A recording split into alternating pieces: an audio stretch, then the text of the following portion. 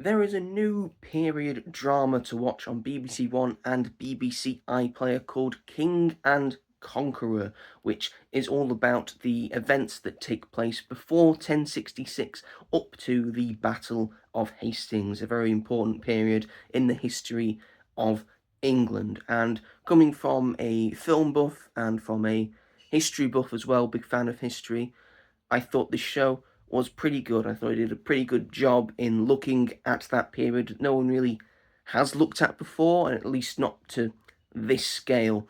And I loved the idea. I think what it did the best and very well was the drama side of it, like all dramatizing this entire thing and then adding the drama to trying to get the crown and people stabbing each other in the back to get into the monarchy and trying to become the King of England and how that changes you. That's all done extremely well, very Game of Thrones like, and pretty much true to life in terms of how the English crown gets passed to each other.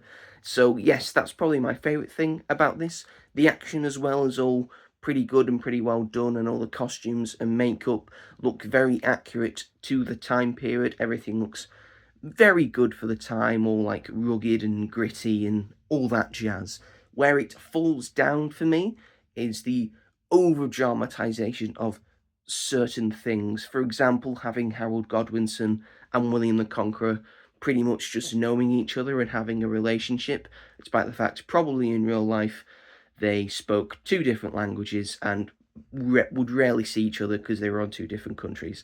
That's just it's just a bit too much dramatization for me, as well as the two final battles that take place in the show. I do not think are wholly accurate to how they went down in real life, and I didn't think that would be that difficult to do in the show, but nevertheless, here we are. But that's just a history buff talking about it. Overall, I still think it's a pretty good show to watch that you should check out and not sleep on, because I think you will get a lot of stuff out of it and a lot of good things out of it.